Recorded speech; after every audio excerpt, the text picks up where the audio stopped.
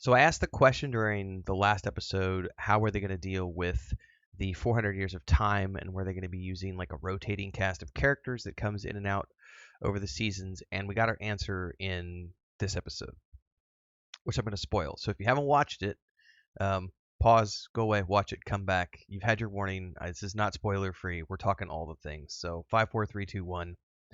Cryotechnology is what gets introduced this episode.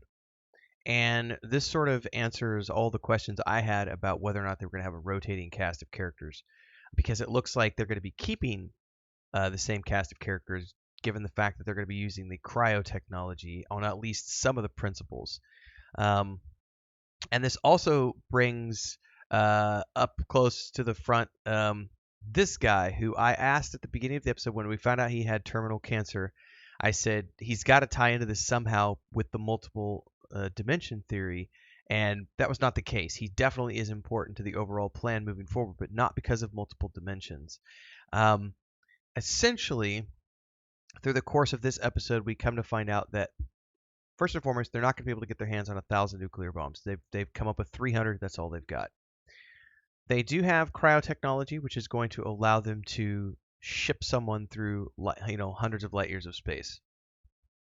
However, well, and it's really cool because they show off like a monkey that they have, and everything seems to be working, but because they can only get their hands on 300 nuclear bombs, they're not going to be able to generate enough speed for the weight of a body. It needs to be something under, I think they said under 2 kilograms. So then they, old man over there puts his thinking cap on. It says, well, I guess we're just going to have to send someone's brain, and they'll have the technology. The Santi will have the technology to somehow interact with that brain, or to reconstruct a body around it using DNA. Who knows? But that brings him into the equation because he is a physicist, he is a chemist, he knows all of these things, and he's dying, and he's literally on his way out. And this leads to, she's super stressed because she finds out at the end, he tells her that he loves her, and, but I'm going to do this not for humanity, but for you. And he agrees to go under and be the one whose brain gets sent to the Santi. So we know that he's going to make it through multiple seasons. She yeets off to Mexico and leaves the program and makes her technology open source so that no one can use it, or that so that everyone can use it, no one can profit off of it. So I don't know if she'll be back for season 2. She'll definitely be back for season 2. I'm not sure about him.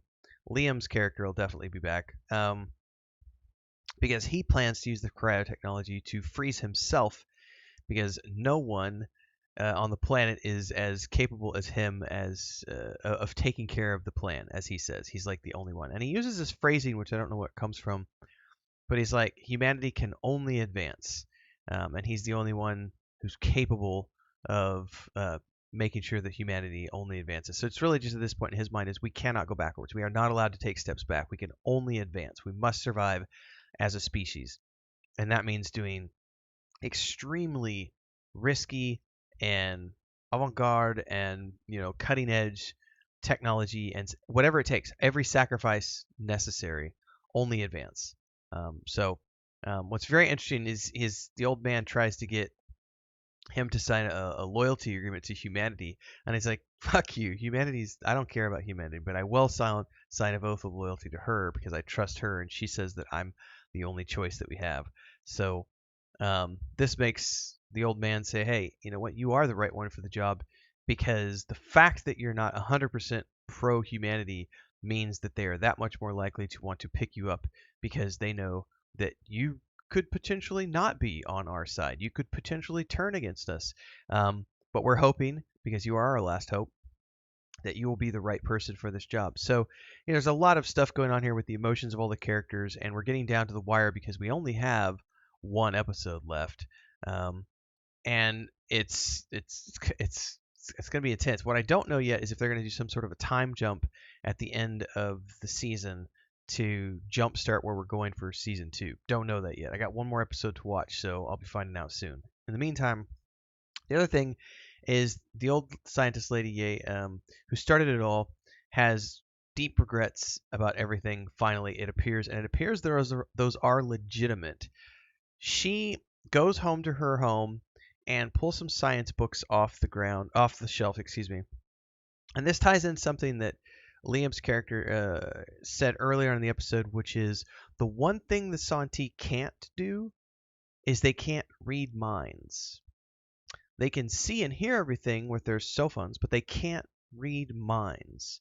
So that technology is something that is possibly going to be worked on, telepathic stuff, but also the fact that because we know they can't lie and they can't read thoughts. So those are two weaknesses, two things that we know about them that are weaknesses, because we can definitely lie. Now, we don't have any tech that allows us to read minds, but what we can do is speak in allegory, and we can speak in metaphor, and we can leave clues through conversations that other people might not, listeners and viewers might not understand, but people who understand humanity would understand.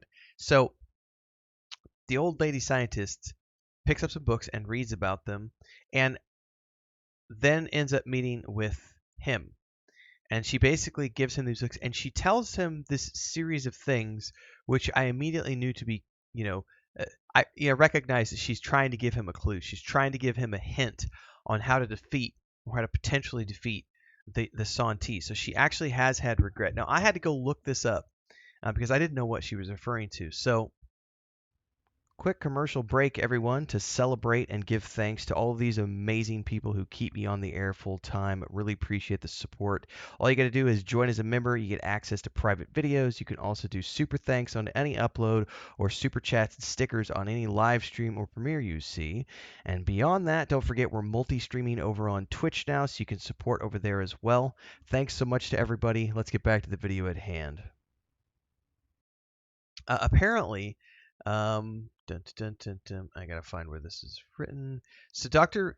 Ye meets with him, and she tells him about something called the dark forest theory, in an attempt to leave a clue as how to deal with the Santi. So I had to go look up what the dark forest theory is, or the dark forest hypothesis, and it's something that's actually derived from the novel, The Dark Forest, which is the second novel in the series, and it's that the conjecture that many alien civilizations exist throughout the universe, but they are silent and hostile, maintaining undetectability for fear of being destroyed by other hostile and undetected civilizations. This is one of the many possible explanations of the Fermi paradox, which contrasts the lack of contact with alien life with the potential for such contact. And I'm reading directly from the wiki because this was stuff that was way over my head.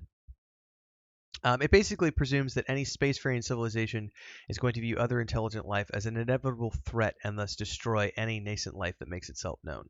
As a result, the electromagnetic spectrum is relatively quiet without evidence of any intelligent life. This is essentially the investigation of concerns regarding alien contact. And this comes into play here because she's essentially telling him that the Santi have weaknesses and they're afraid of being exterminated like everybody else. And so what they're doing is everything it takes to survive. Same thing as we are. They perceive us as a threat because of all of these reasons, humanity, and humanity sees them as a threat because of all of these reasons. What's really interesting is whether or not he's going to be able to bridge that gap when his brain gets sent in the capsule. So I'm very much intrigued as to where they could potentially go from here. I have no idea if this is getting a second season or not, but it feels like we're going to be left in a place where it's going to be a cliffhanger, and I can only assume that they would give this at least a 2 or 3 season run to let them, finish up with things. But it's been good so far. Really good episode. I have more questions than answers at this point, but we're heading in the right direction. And I did get my answers to whether or not we're going to keep the same cast of characters or not. So, looks good from here. Anyway, love to hear your thoughts. Drop them down below. Like, subscribe, hit the bell icon so you never miss an update. One more episode to go, so I'll be back soon, probably tomorrow, with the final review, the final episode of the season. Can't wait. I can't wait to see how they're going to leave this off, everybody. Till next time, stay safe and happy viewing.